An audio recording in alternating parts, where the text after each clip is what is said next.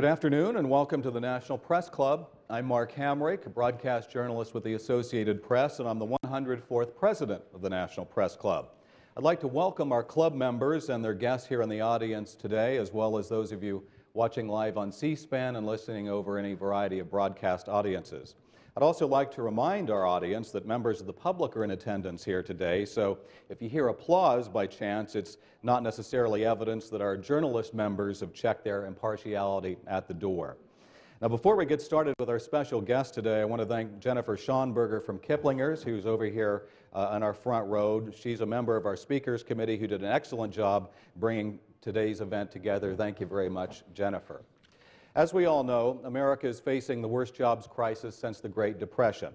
The official unemployment rate stands at 9.1%. The so-called real unemployment rate, which includes discouraged workers, is a little over 16%.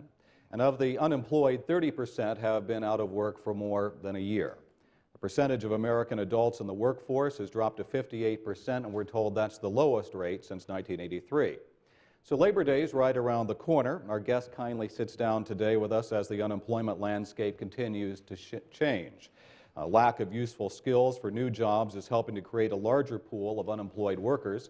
Unions are fighting to maintain their position in the labor force, while their public image is said to be at a near all-time low. According to the Pew Research Center poll, Americans believe unions have a positive influence on their salaries, their benefits, and their working conditions, but they don't think that unions contribute to productivity or the ability of U.S. companies to compete around the world.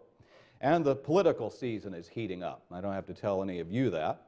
Republicans are vying for their party's nomination, and they're hitting the administration hard. For example, Republican Texas Governor Rick Perry said 1 in 6 work-eligible Americans cannot find a full-time job. That is not economic recovery, he said. That is economic disaster. The administration has talked about presiding during the creation of 2.4 million jobs, but 14 million people remain unemployed. And we now know that the administration is working on details of a plan to spur job growth with an expected announcement by the president after Labor Day. Secretary Solis is no newcomer to Washington. Before becoming Labor Secretary, she served in the House for 8 years, where her initiatives included affordable health care, protecting the environment, and improving the lives of working families. As an advocate for clean energy jobs, she authored the Green Jobs Act in Congress, which provided funding for job training for veterans, displaced workers, and families in poverty. Before coming to Washington, she served in the California State Assembly, and in 1994 made history by becoming the first Hispanic woman elected to the California State Senate.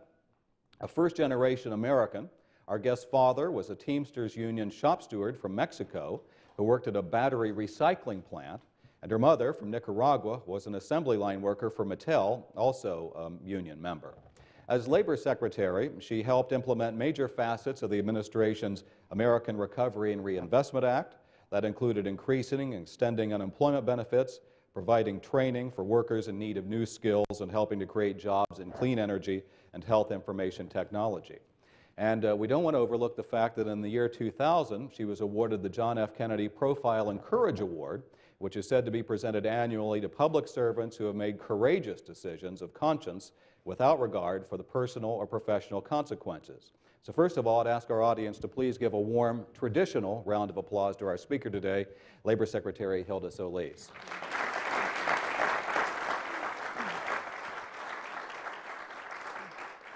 Secretary, thank you for sitting down with us at this important time. It's an important week. As we noted, we have the holiday coming up on Monday. We have what we call in the business and financial field Numbers Day on Friday, which is the monthly unemployment statistics. And as we know, the President, both yesterday and today, has been referencing ways to help cure what seems to be a much more substantial unemployment problem than maybe many of us had expected that would be persistent this long after the financial crisis. So we know the President is going to make a speech of some kind, and I presume that you have been working very closely with him and the White House on that plan. There have been some drips and drabs coming out on that. What can you tell us about what we can expect at this point? Well, Mark, I don't certainly want to go ahead of the President and the drips and inkling of information that comes out. I think the public is aware that the President is very concerned about job creation, as well as I am. I mean, that's been our priority since day one. And I think we've learned in the last 2.5 years what will work, what can work. And one of the things that he's talked about already was extending the payroll tax that will help millions of people and help put some discretionary funding out there that will help spur some job creation. That's one part of it. The other would be to extend the unemployment insurance benefit program that helps to provide a safety net for millions of people who are still looking for jobs. And I have a lot of empathy for those 5 workers to 1 job that are looking for entry into the workforce. We can't fault them. They lost their jobs through no fault of their own, and we owe them as much support as we can to help them transition into new jobs. So it's very important that unemployment insurance be used as a tool that can help people reinvent themselves, get retrained, get new certification, and be able to find the means of getting into that job. And then the other thing I would say is very important to the many people that have been laid off in the construction and trades industry is the infrastructure bank.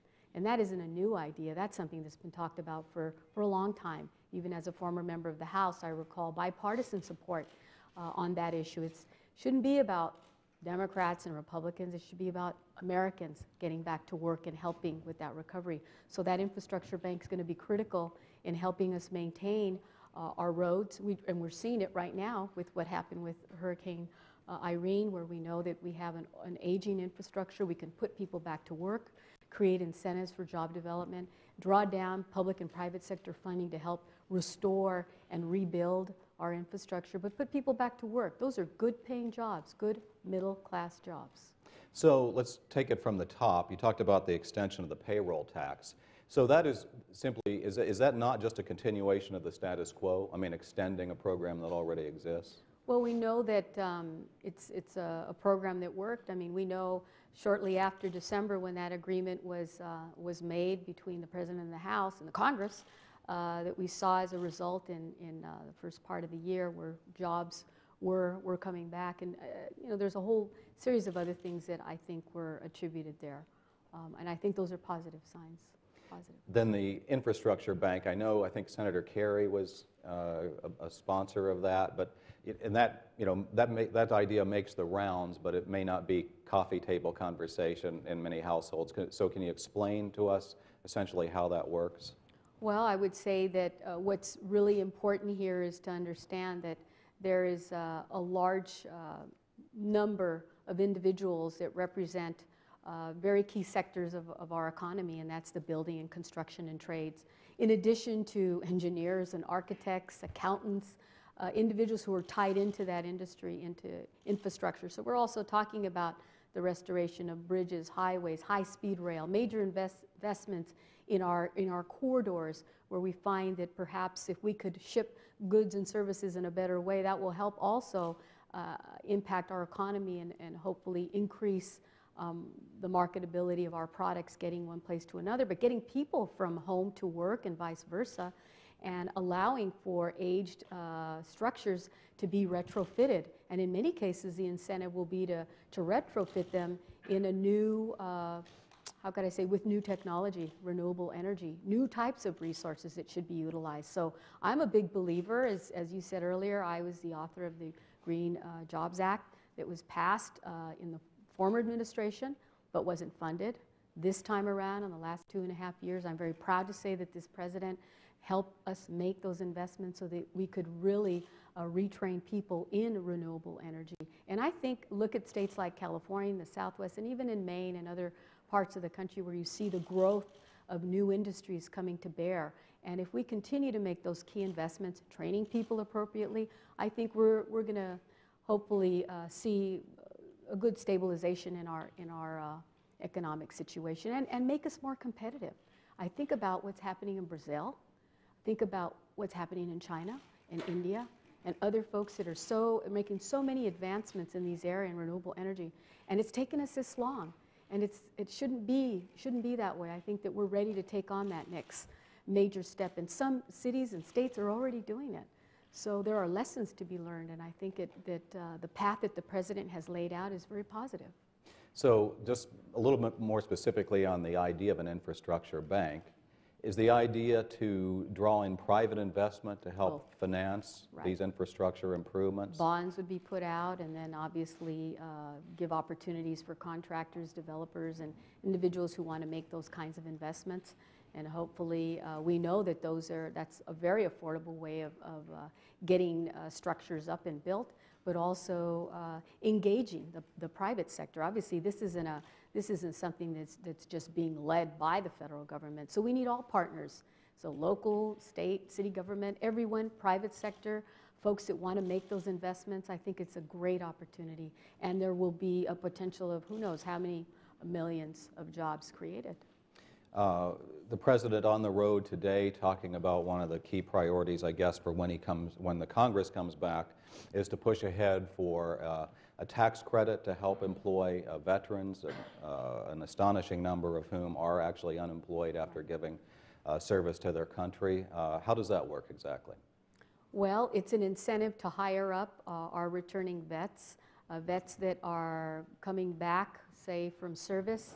Less than 6 months, a small business owner or medium-sized or a large business owner can give them a job and receive a tax credit. And the amount for those that have been unemployed less than 6 months would be about, I believe, $2,400, and then it's double if they've been out of work longer than 6 months. So obviously that is an incentive to get these young folks that are coming back, returning, not finding success right now, but to have a job. And that's the least that we can do. We need to do much, much more as well. And the President talked about that today at his speech before the American Legion about making sure that we honor our commitment to those returning men and women who've served us. Many that didn't maybe quite understand that they were going to be serving our country for 3 and 4 tours. Mm-hmm. And it's had a devastating impact on their families, and the White House and even our department, our Vets Division, has done much work now in opening up opportunities so the private sector will hire our returning vets and give them those opportunities, and especially those that are disabled, because I think that is going to be something that we all should take very seriously and know that it's something that is constantly on our minds and that we want to address, and we want to make sure that we bring all the resources to bear to help those veterans. You were a member of Congress, as we said from the outset. You were in the California legislature, and that means that perhaps unlike some other members of the cabinet who come to Washington straight from the private sector, you've been well educated in how the political world works, for better or for worse, right? So we've obviously seen an almost unprecedented bifurcated debate surrounding the debt ceiling, which wasn't comforting to a lot of people and discomforting to many. When you're looking at the priorities the administration's putting out there and that you're working to hone, what's the reasonable expectation that any of these things can actually get through before an election?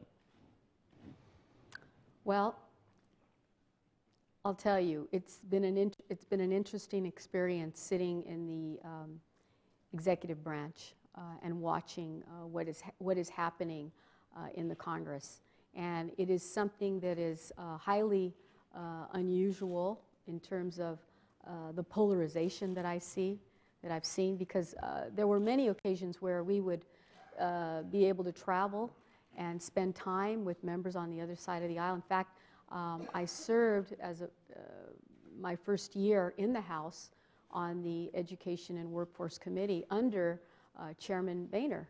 I had a very good, very interesting relationship. Got along with people across the aisle. You didn't have to always agree on issues, but where you could find agreement, you worked. And our ranking member at the time was Chairman Miller. And I learned quite a bit. We got a lot done. And when we saw that there were challenges for both sides, we could work them out and think rationally through that process. I don't know what has happened since then, except that there's this big gap. And I know that the public is very frustrated. I'm very frustrated because I know that there are members of the House from both sides that want to see things accomplished. The urgency is to make sure that we create jobs, I believe, now, and also to be able to make whole many communities that, that really need this help urgently. And I think about the Northeast. I think about the automobile industry that was impacted and what's happened there. I think about the home builders. I think about folks that are in foreclosure. I think about education and training and the challenges that we're facing.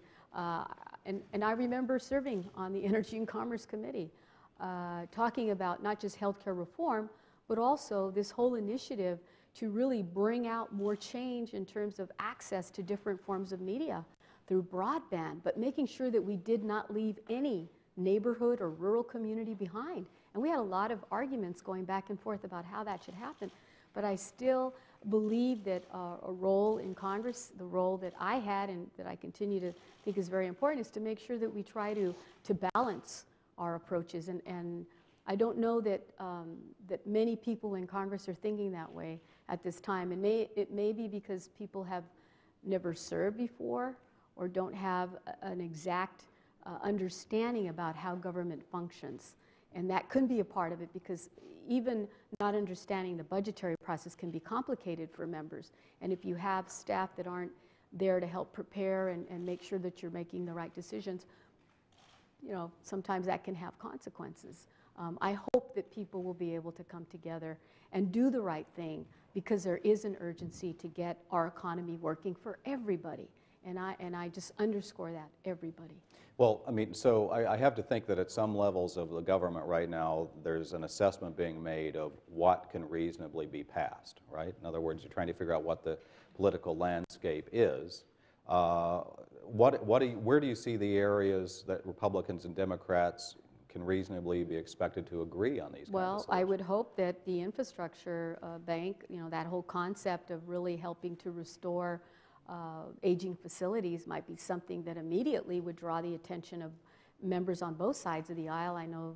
I believe the chairman of the Transportation Committee, Chairman Mika, I think has in the past supported those kinds of efforts. And I have to believe that we're really talking about communities that have, in this one instance, this hurricane, just showing you what devastation can occur across the country in areas that, for lack of a better description, are somewhat conservative and may need federal assistance at this time.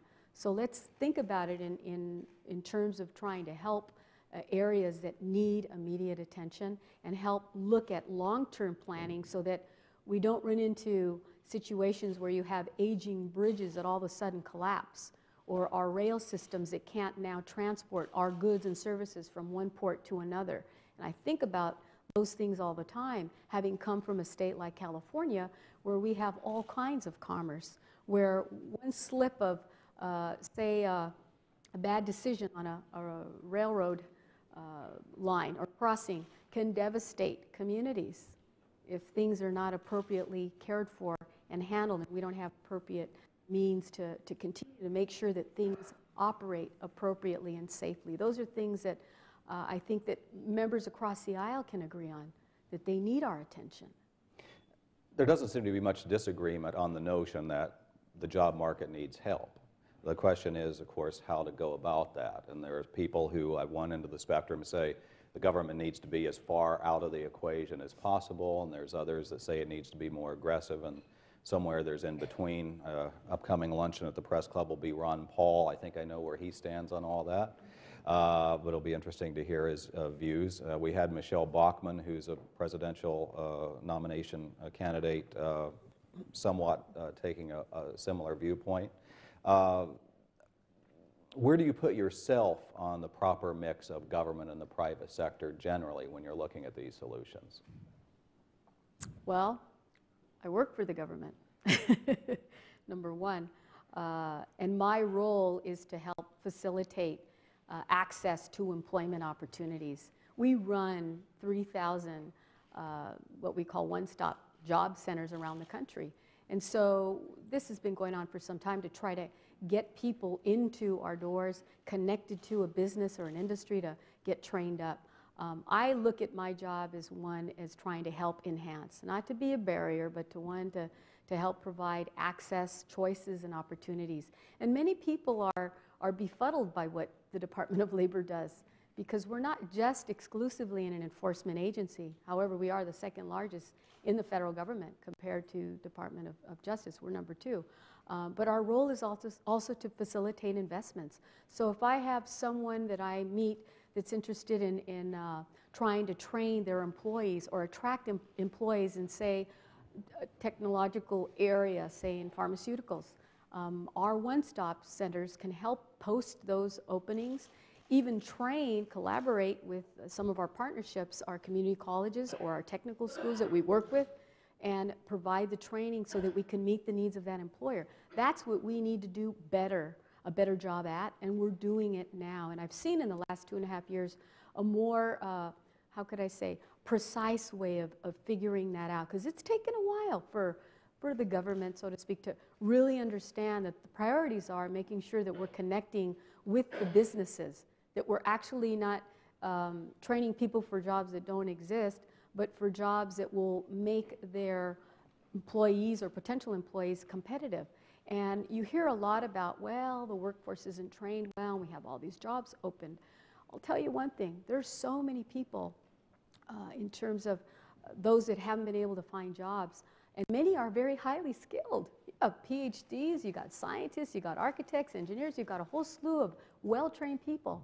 But the jobs that they are seeking, they may not be available right now. So what that tells me is we better start investing in a whole new source of jobs and hopefully making investments, as I said earlier, in renewable energy, IT, broadband, healthcare.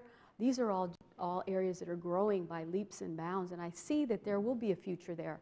But likewise, also bringing back some of that manufacturing base and bringing those jobs back here. One example is the creation of lithium batteries and putting new and smarter cars out there, with GM and Chrysler now competing with the foreign markets, and seeing the reality of formerly laid off, dislocated workers now being put back to work, now creating new systems.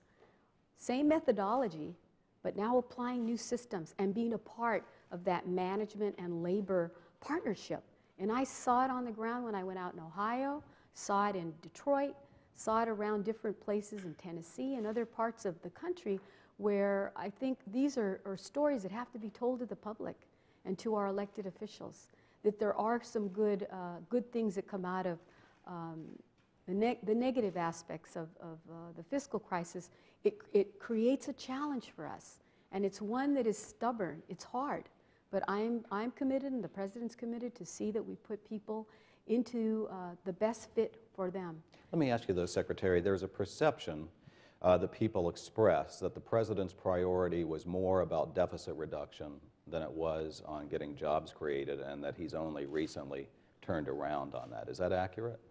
I don't think so at all. I mean, for the last 2.5 years, we've been making major investments, as I said, in training for a new workforce, in renewable energy and in healthcare and IT and broadband, and also training up individuals. We still need, this struck me as something very interesting when I was out in the field about a 1.5 years ago, that there were many small manufacturers, tool makers, who told me, you know, Secretary, it would be great if I could have just an average Joe that could help me develop and continue with the development of our industry, tool making.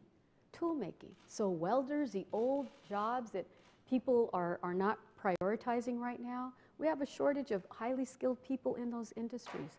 And I've seen where if appropriate investments are made, you can bring back that industry and we can compete across the world. In fact, I saw this happening at Vikings, at an operation that's run by Vikings, one of the largest manufacturers of tool bits.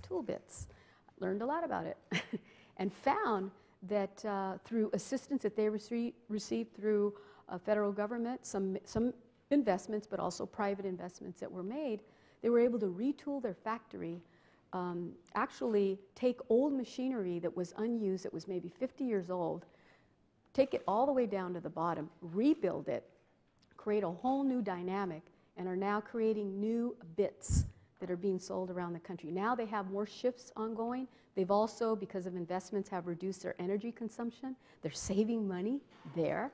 They're also recycling, they're conserving, and they're retraining. They're sending some of their folks to some of our neighboring partnership schools. So people can't tell me that it can't be done, that we can't retool our workers in some of these older traditional jobs, as well as creating opportunities for those that are looking into the future. Someone asked, can the U.S. Job market grow in a robust way without having manufacturing lead the way, in your opinion? I think manufacturing is definitely a major cornerstone for our economy, and it has helped so many people in the past stay in the middle class. And I know there have been some changes in the past, but I do believe that there's this interest now, and you know, I'm just talking hypothetically here from what I've seen, but people are feeling a sense that, you know, we've got to invest in our country. We've got to invest in our best resource, and that's our human capital. That's retraining and training people here and making products here and selling them abroad. That's why the president's talked about these trade agreements, to be able to sell our products, our automobiles, our agri, our pharmaceutical, our technology, and send them abroad to help lift up those economies. So I'm for that. I think that's something that's very real, and the president and I, we're all working together, and something that we want to see accomplished. I think the other side of the aisle has talked about that as well. Now they have an opportunity to help. But that's a good example, isn't it, that there's been a push for trade agreements to be passed even recently, and in this political environment that we talked about earlier, we can't even seem to find agreement on those points. Is that discouraging to you when you see that? To a certain extent it is, but you have to know what you're dealing with. And I think that we remain very committed to seeing that these agreements move forward. And the president knows that part of our success will be the kinds of products that we can sell abroad. And that, you know, obviously that's going to have a tremendous impact. That's going to drive markets in whole new areas. Hopefully help a lot of our farmers and agribusiness, all kinds of industries that can benefit. But meanwhile, also making sure that we're mindful of our labor protections and keeping our standards where they should be. So those are two goals that I think come out of the whole, you know, trade discussion. I think it'd be interesting to know, to the degree that you can describe it, how does the dynamic work, let's say, between you and your department and the White House in terms of driving the employment agenda? Are you well aligned on that? Or in your position being Labor Secretary, do you have to sometimes step up the voice a little bit to say, hey, you know, don't forget about us. We know there are wars out there the Defense Department has to be concerned with. We know Homeland Security is concerned about keeping the nation safe, but there's a lot of people out there who are hurting. How does that dynamic work in the conversations that you have with the administration?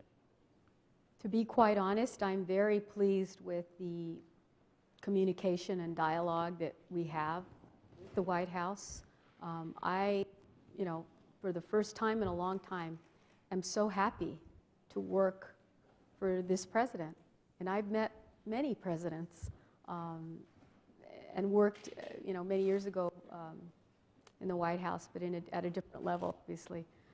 But thinking about the ability to sit with the president and talk about policies and what I see out in the field and sharing that with him and his staff, I think is very, very legitimate and very, very welcomed. And I have to say that much of what I think I bring to the table are exactly what the president wants. He wants honesty. He wants to know what in our analysis is better served for the public, and he wants to know how quickly we can get things done.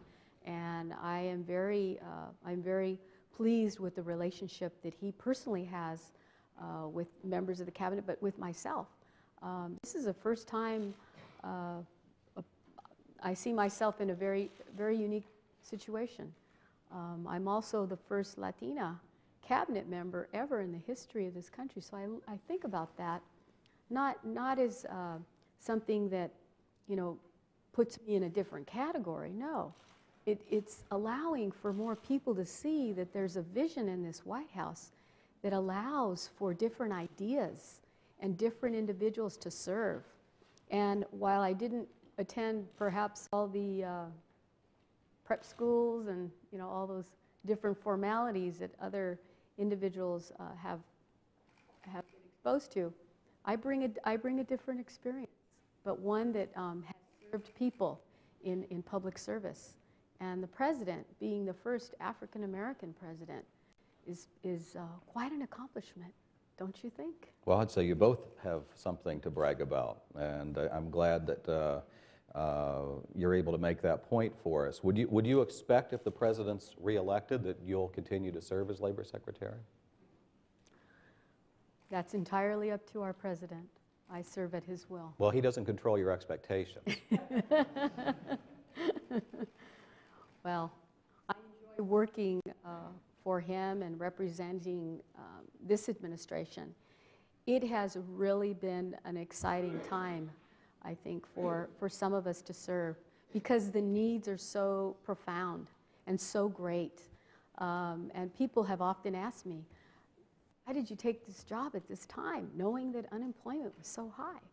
You know, that wasn't the first driver of why I decided to do this. I did it because this is a historic moment in time for us. And I think my country needs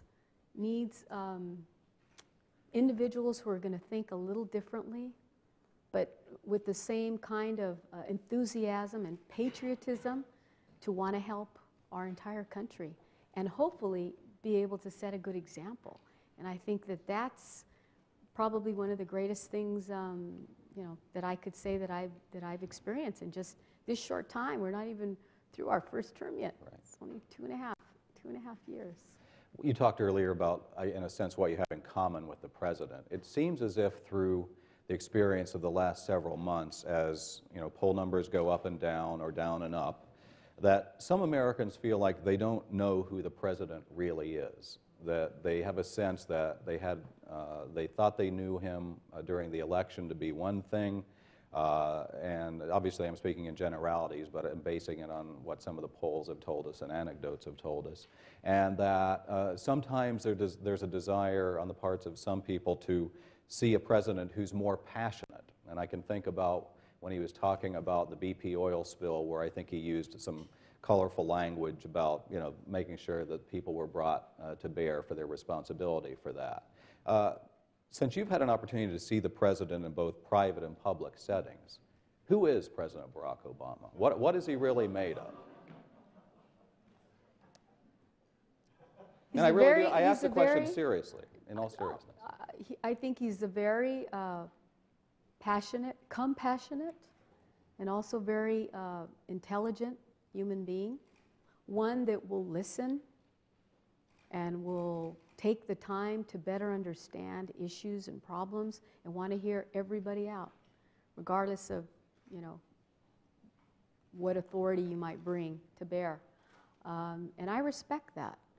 And I also see him an individual who cares very deeply about this country and has inspired many, many people. So here in Washington, you know, it's really easy for us to get lost and to think that, gee, just because all the networks or cable, you know, TV folks are saying this or that, that's the rule of the day.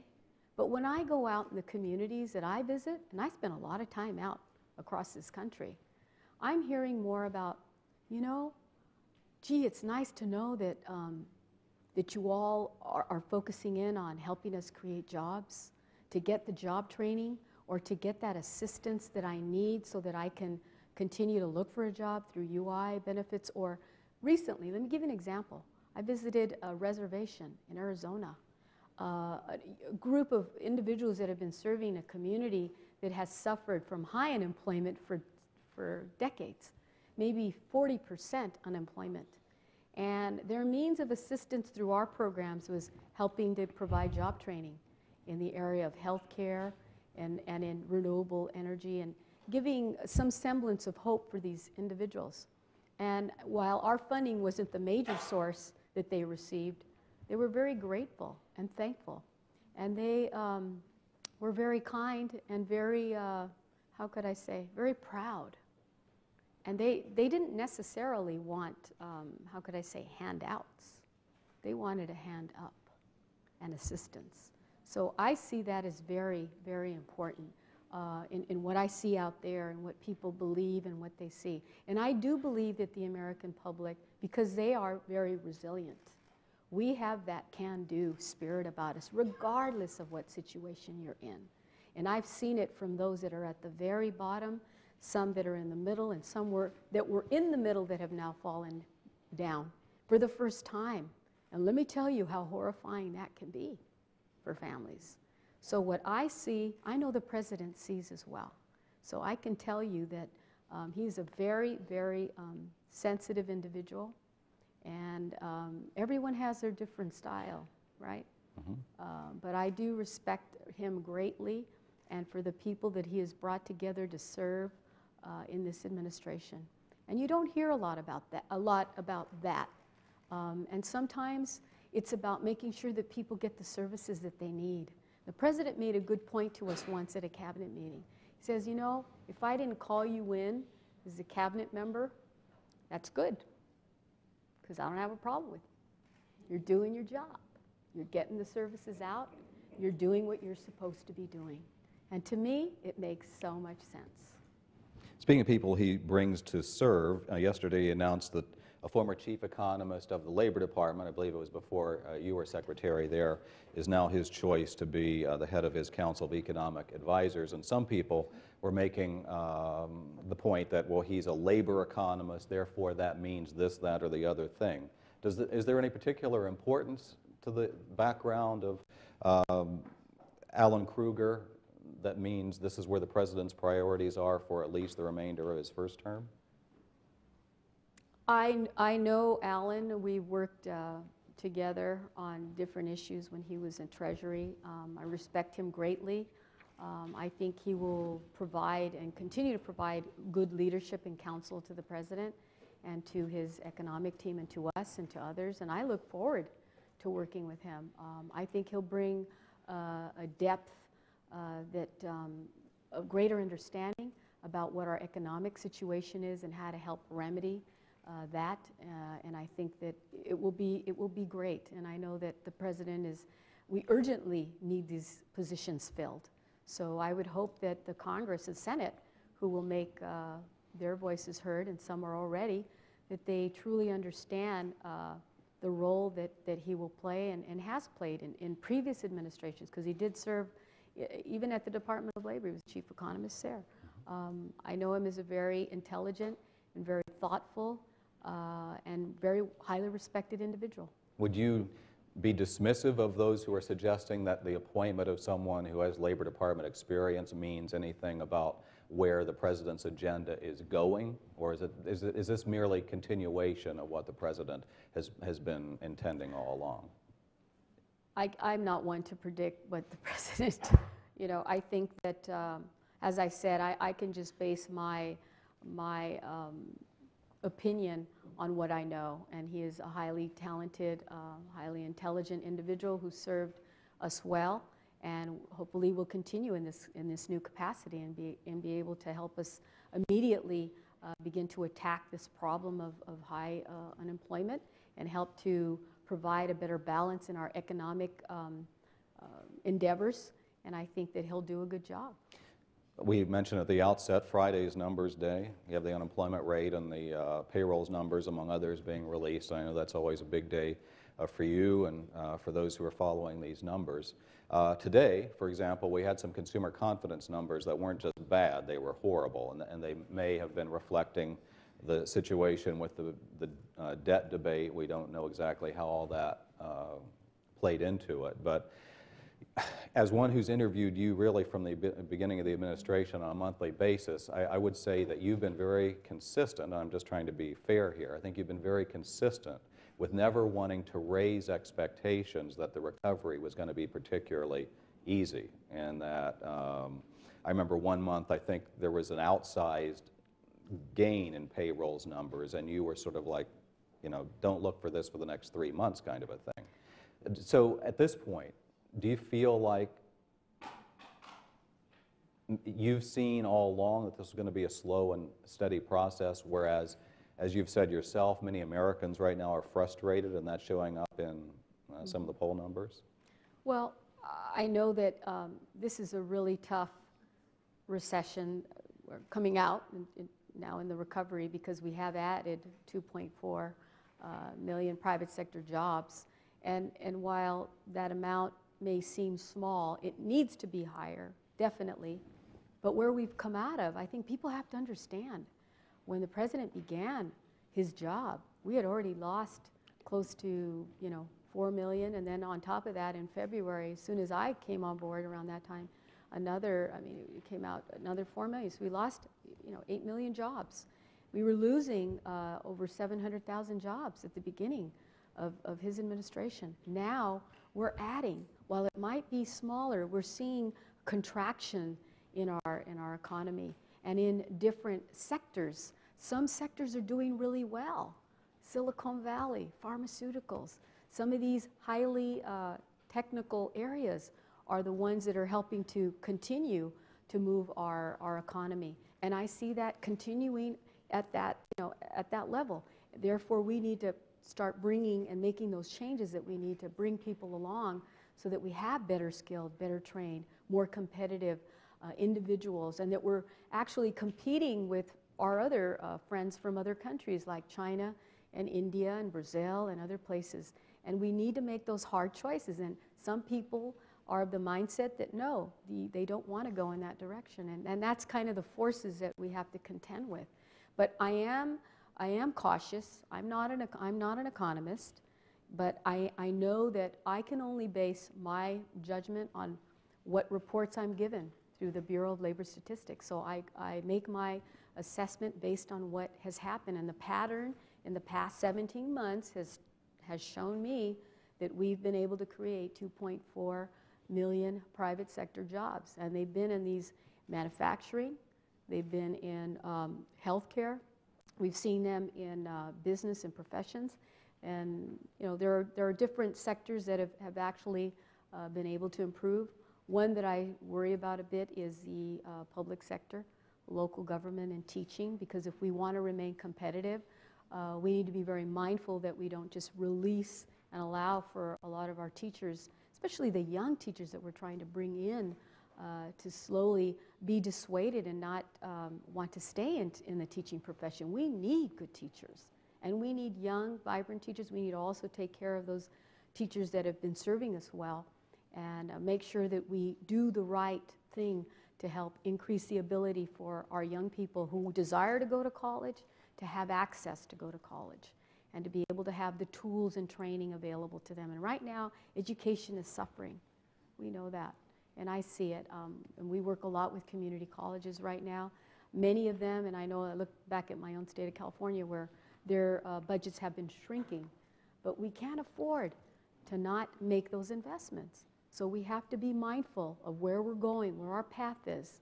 And that path, if we take the right path, will take us down the line where we're better prepared, better educated, and ready to make and meet those challenges. But when you talk about make those investments, the federal government isn't in a position to fund state and local governments anymore, is it? At a greater degree than it is already? I don't think we're going to see stimulus too, if you're asking that. But I do think that the things that we talked about earlier, the infrastructure bank, are very important, and immediate remedies to help alleviate the distress that is being experienced by many families, and extending unemployment, the payroll tax, all those things are going to be helpful. And I would just hope that we can get to the business of the people that we represent and want to help. So another person that's taking some political fire is Federal Reserve Chairman Ben Bernanke, who's criticized probably as much from the Republican side as he is from the Democrats anymore. At the Fed meeting earlier this month, essentially the Fed came out and said, we're going to have persistent unemployment for the next 2 years. Did that seem surprising? Were you disappointed when you heard that the Fed would say, essentially, give up hope that the unemployment rate is going to go down, frankly, before the election? Well, Mark, I don't think he said give up hope. I don't give up hope, and I know you don't. And I feel very strongly that, again, going back to what I see out in the field around the country, people's resiliency and wanting to get up. Just imagine if it was you. You were laid off, your job went away, and no one ever called you back, and now all of a sudden you've got to figure out what to do. And you get up every morning to go find that job. And you find resistance, and you find that the employer is not calling you back, or no one is going to accept you, and it's tough. But yet you get up every morning because you know you have to. There are millions of people that are feeling like that right now. And you know what? I'm not going to give up hope. Well, I perhaps misspoke when I said that, but because he's no one's spiritual advisor. But I think what he was saying was this is the reality. And when you have someone who speaks that can move markets in a minute, saying, you know, I do not expect, or we do not as a central bank expect the job market to be improved. I mean, did that come as a surprise when the Fed came out and said that to you? What didn't surprise me is what he said, is that it's the job of the Congress now and our leaders to make some decisions and to break the gridlock. That is what's important. And I think that is what the public and everyone is watching from around the world to see what's going to happen. And I believe that the president is ready, and he said he's ready to meet those demands and to work until this is resolved, take care of our debt, but also making sure that we don't hurt the economic recovery. And I mean, I'd like to just remind people that in the previous administration, we were adding on an average, I think it's about 11,000 jobs per month. And I can tell you that in the short time that I've been with this president, we've added on an average far above and beyond that. And 2.4 million jobs is not where it should be, but let me tell you, we have worked really hard to make sure that we increase the opportunities. So what we have a long ways to go, Mark, but you know, people have to understand where we started and where we're going, and that path tells me, you know, I hear from other economists too, that they see, that they do see the path that the president has taken as one that has been well thought out, developed, given the restraints and constraints that we're faced with, and both political as well as other structural problems that we're faced with. Let me ask you about the holiday upcoming, Labor Day. As I mentioned in my introduction, I mean, there's a wide divergence of opinion among members of the American public now about unions, and we've seen that, as you know, borne out in debates in state capitals in places like Wisconsin and Ohio. Very recently, recall elections involving that process in Wisconsin as well. As Labor Secretary, do you feel as if you're an advocate for all workers, all potential workers, including members of labor unions, and how do you balance that when you have essentially all the potential workers out in the American public seeming to have a rather angry debate about where the role that unions should play? Well, first of all, as Labor Secretary, we represent all workers, so that's number one, and that's very important, especially for those folks that are workers that have, you know, been dislocated. That's very important to all of us. We represent everyone, and obviously, I support individuals who choose to be a part of a union and those that don't. I mean, that's my role, and I have to be very fair and objective in how we run our programs, and you know, making sure that across the board there's a balance. And I think that's what we've been able to do. And all you have to do is look to see the kinds of things where we've made our investments in terms of our federal funding. And we want to continue to raise standards of our programs so that we do a better job.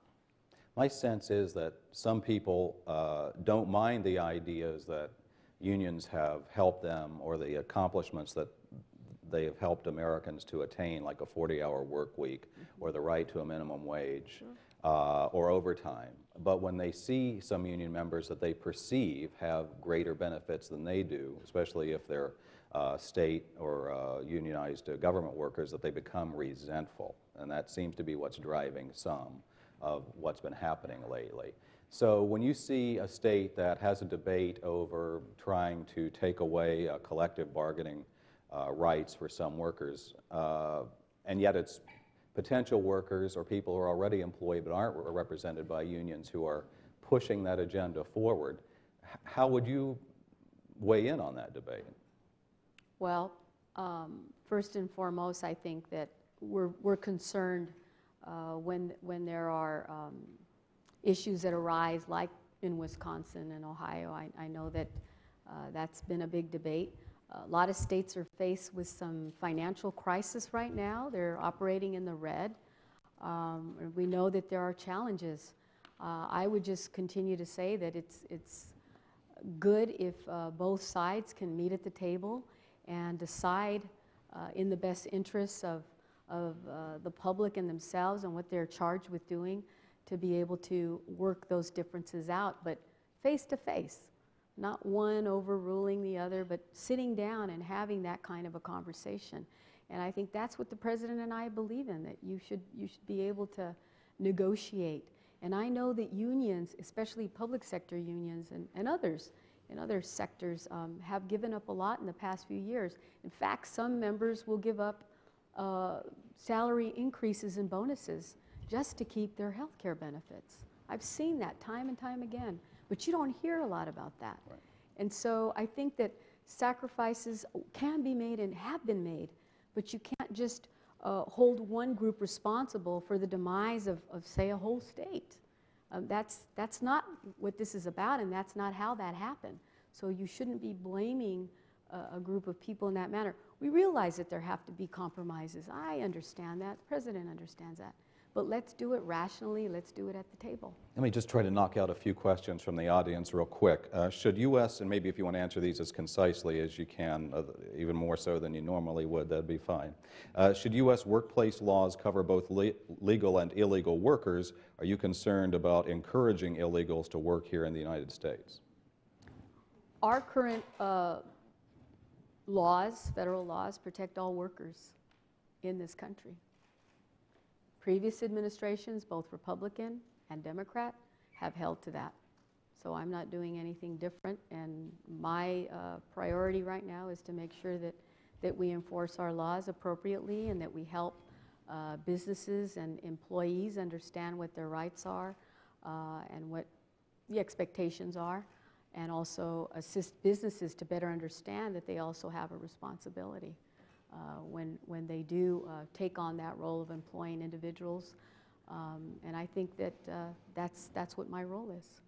Another person asked, and this came from Twitter for what it's worth, what impact will the plan to provide work permits to potentially 300,000 more foreign workers have on the limited number of jobs that are available in the workforce? There are obviously some great challenges right now in the job market, and our priority is to make sure that citizens here in our country have the opportunity to apply for those jobs. I mean, we've got a lot of jobs that go unfilled now. And let me just give you an example. Agriculture. We hear a lot from farmers and contractors are saying they can't attract people into these jobs. Well, some of these jobs, quite frankly, pay anywhere from $11, $12, $13, $14 an hour.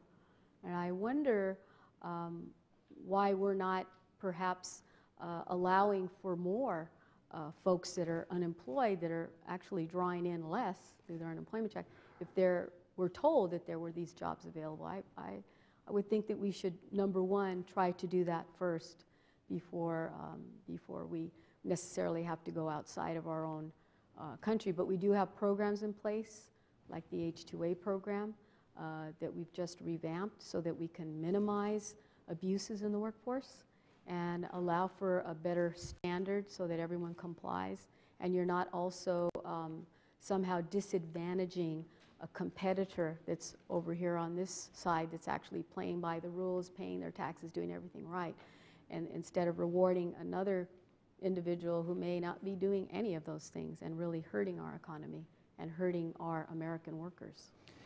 You may have heard the story that came from Hershey, PA recently about some foreign students who were being employed in a plant there by a third party and essentially went on strike recently. The questioner asks, do you think foreign students should be employed in American industries, packing plants, or plants that are doing any kind of work such as Hershey? Well, that's one thing of great concern to us right now, so we are currently investigating that issue, so I don't want to Okay, so that's a working investigation. Yeah.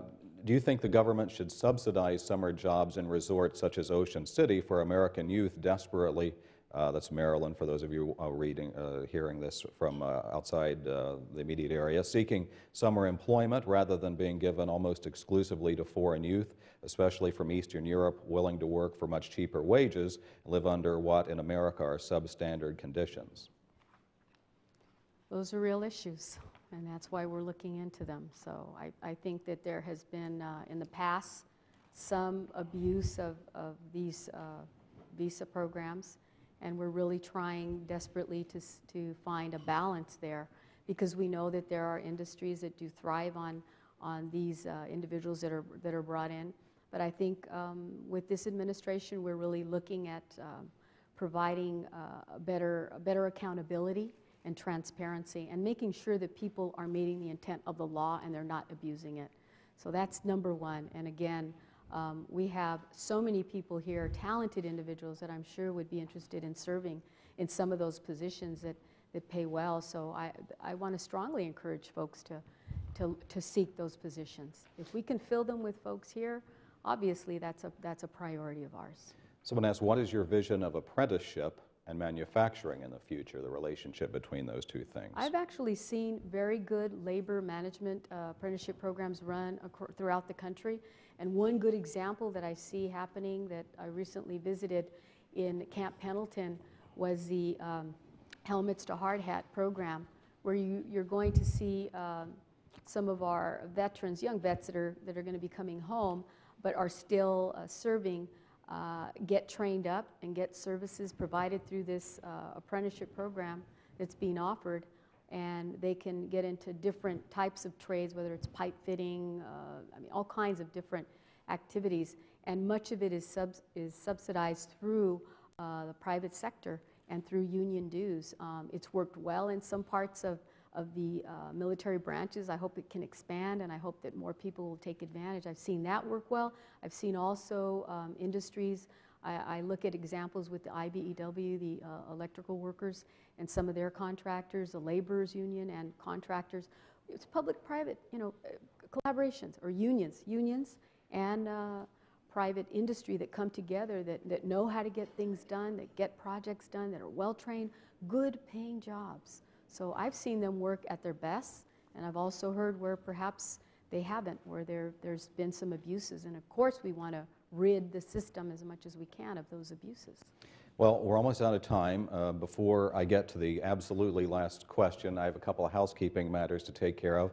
I'd like to remind our audience about some upcoming luncheon speakers that we have coming up. September 6th, the former mayor of New York, Rudy Giuliani, will talk about the 10th anniversary of 9/11.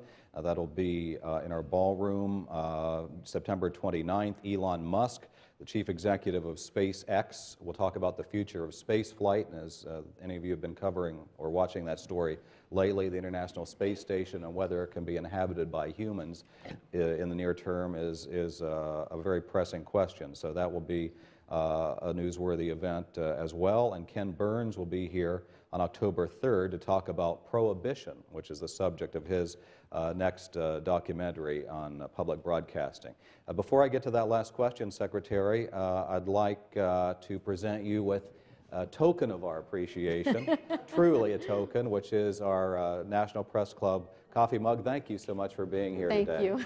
Thank you, Secretary. Great. And my last question is, someone told me that essentially you could write a book that could be titled something along the lines of Everything I Ever Needed to Know About Government I Learned in the State of California. But that You saw so many things taking shape there. I'm just wondering briefly why that was so important that you had that heritage and that experience in the Golden State. I think California is very well representative of what happens throughout our country. You've got rural, you've got inner city, you've got suburbia, you've got different types of geographical landscapes, and you definitely see different economic growth in different sectors of our economy, whether it's Silicon Valley, Napa Valley, agribusiness, manufacturing, some of the finest institutions of higher learning, and also some of the challenges that we see faced by the unemployed. I recall as a member of the House, before I even took this position, that I saw in my own district, at least 3 years before the recession was actually called a recession, high rates of unemployment, manufacturing jobs already leaving, and the fact that we could already see a kind of a slow-moving economy. Loss of jobs was already starting to happen. And I knew then that there was going to be some challenges. If I saw it happening in California and in my own district, I knew that we were going to be faced with some major challenges. And that serving in the House there, in the Assembly, in the Senate, I was chair of the Industrial Relations Committee, where a lot of these labor issues I was confronted with there, whether it be dealing with sweatshops, or whether it be dealing with safety measures in construction, minimum wage issues, healthcare issues, many things that I was privy to work on. I was exposed very early on there. And it's just a continuance now where I am now to see that many of the projects and programs and bills that we crafted or funded or what have you, I had some exposure to while serving in the House, also as a member of the Congress, but more importantly back in Sacramento. I was also a board member, a trustee for a community college. Right now, they're one of our major sources of our engine of growth, so to speak, for our training programs. So I know those programs very well, and I'm very proud of them. And I'm very proud to be able to have had such a rich experience coming from California. How about a round of applause for our speaker today? Thank you. Great having you.